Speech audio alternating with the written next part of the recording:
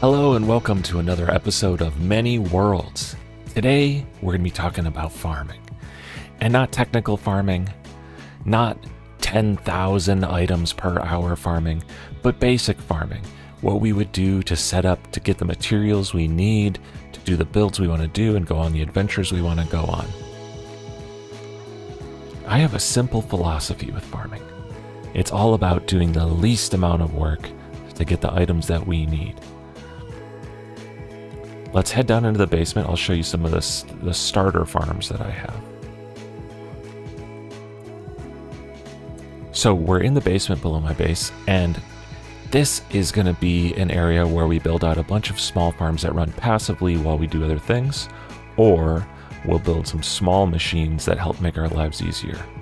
So for instance, this is a hanging root farm, and it is about as simple as it gets. We've got an observer into a hopper into a barrel. We've got rooted dirt, a little redstone dust into a bone meal dispenser. So we click the button once, and then we can just stand right here.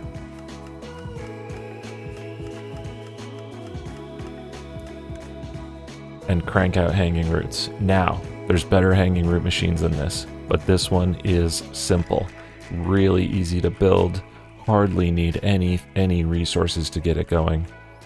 Similarly, the cactus farm over here.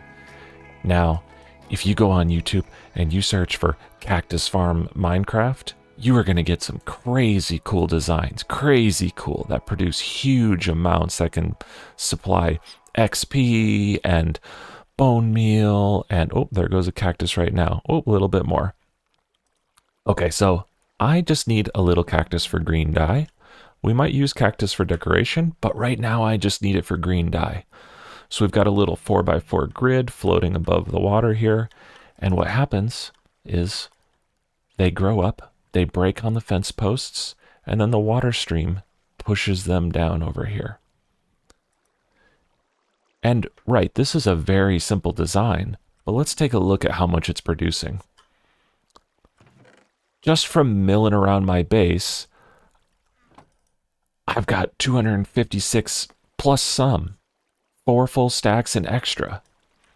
Now, if you need more than that, this is definitely the wrong farm, but this took me about 2 minutes to put together. Hardly any effort, hardly any resources. Now, I try and have this philosophy in all of my farms.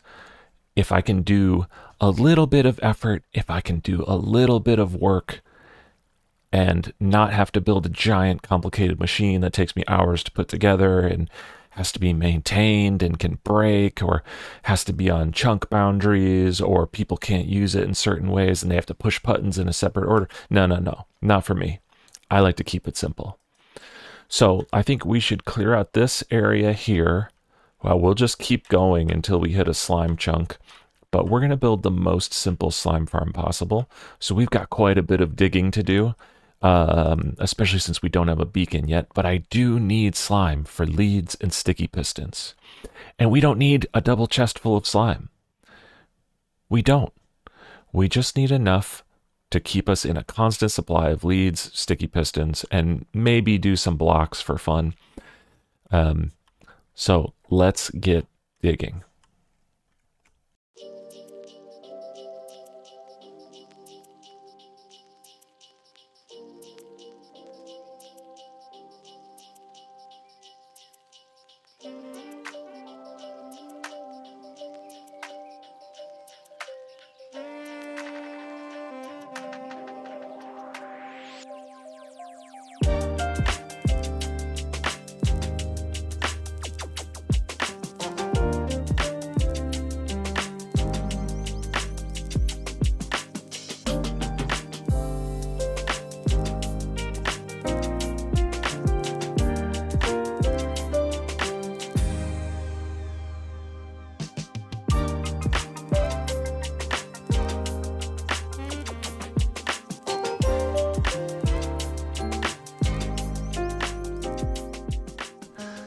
This is a pretty simple setup, just some magma blocks and an iron golem. And they slide down this water here and die right here. And it's produced 51 slime balls, while I'm doing other stuff. Okay, the farming is going good. We're starting to have farms for just about everything we need. However, we need some things that we have not found yet. We need to find watermelons. I need a small watermelon farm. And I would also like to get some armadillos. So we're going to go onto the roof of the Nether and go way, way out and start exploring and find a Badlands and a jungle. And that should be everything left that we need to do all of the rest of the farms that I want to build for this entire playthrough, I think. I'll probably change my mind later. So let's go up on the roof of the Nether and get to it.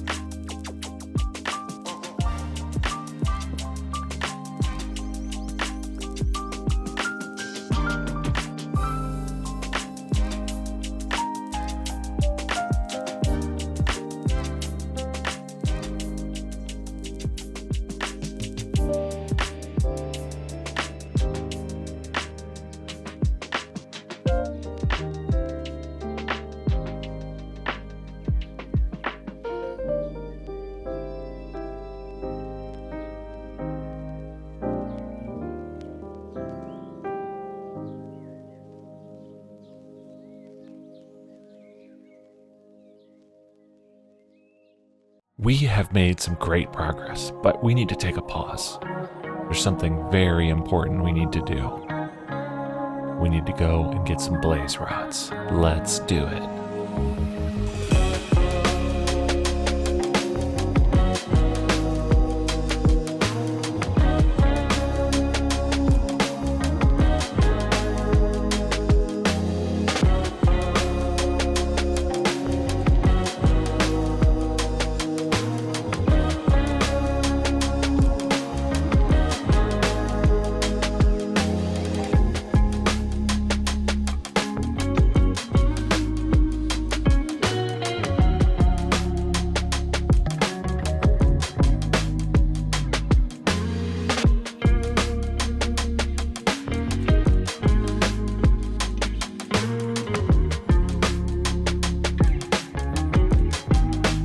We've made some incredible progress on all of the farms. I've got a lot of copper aging over here. We're going to need a lot of copper for our build. Behind me, you can see kind of my kelp madness that I harvest by hand.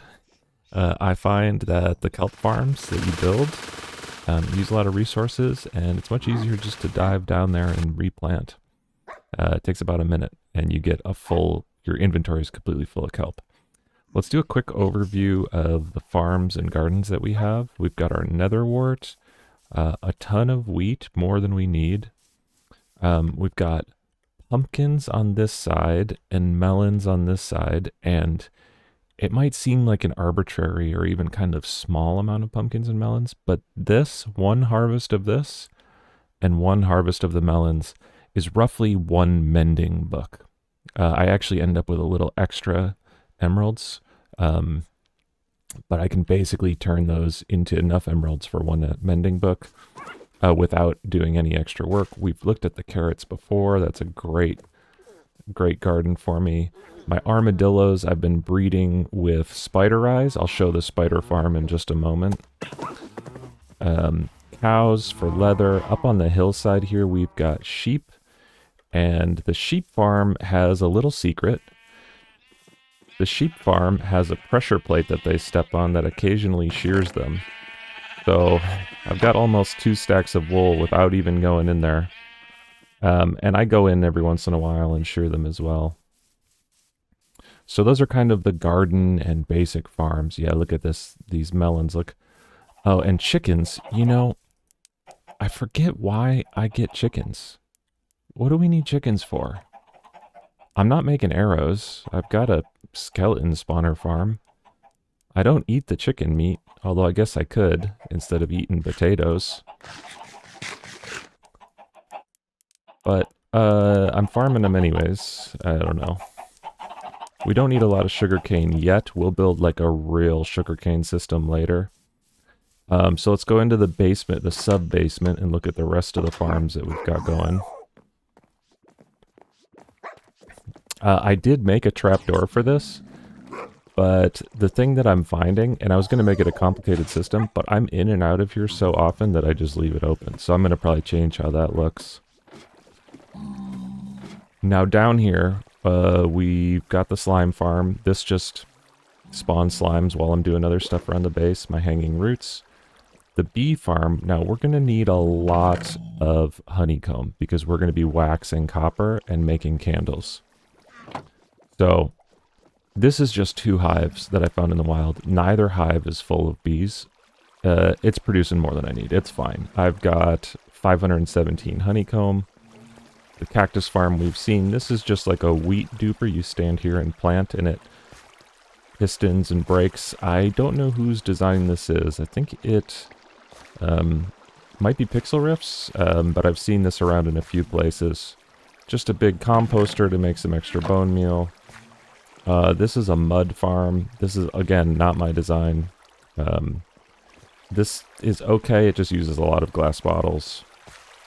Okay, let's see how these farms have been doing while we've been away. We've got... Oh, I've dropped some other stuff into the water stream. We've got a little over 1,100 cactus and 390 slime balls. These are my minimum effort farms. Oops. And then way down here, we have one more thing to look at.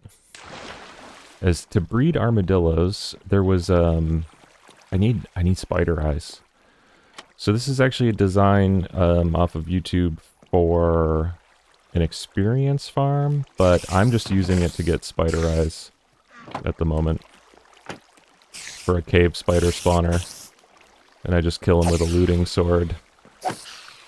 And I can get the experience out of here, but really, whoops, really it just exists for me to get spider eyes.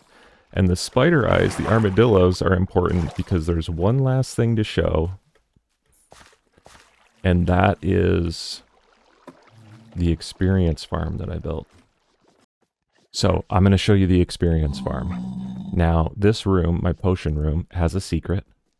Behind this panel, there's this thing that opens. Now we come down here. And here's a bunch of armadillos trapped near Frankie, and they're scared, so they're rolled up into a ball, which makes them invincible. And if I come over here, what I can do is open this up and light these campfires, and then throw a splash potion of infestation, which starts spawning silverfish. And then we come over here.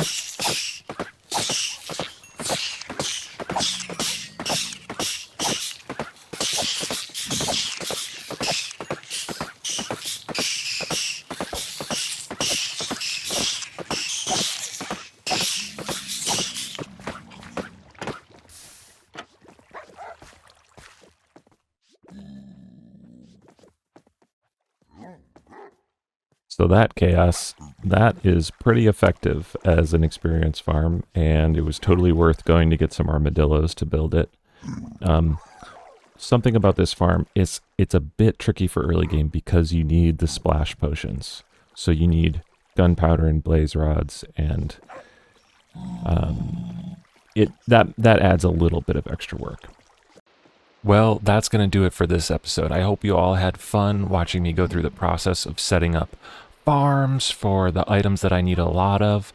We're going to do some potion brewing here for the next episode. I'm going to need night vision potions. I've got a bunch already, and some potions of fire resistance, because we're going to do some pretty serious caving, some really serious resource gathering, and maybe even a bit of end busting. So in the next episode, we're going to go get shulker boxes. We're going to get all the resources, or nearly all the resources we need to actually build the fishing village, and do some site selection as well. And also remember, if you like to play Minecraft different than me, if you love building giant automated farms, you should do that. What I showed today down in my basement and around the building area here is just how I play. It's how I have fun. I try to not overdo it. and not have a million extra items. I want to have just enough items. So I'm so glad that you were here to hang out with me, and I'll see you next time when we have a huge, probably deadly adventure. Have a wonderful day.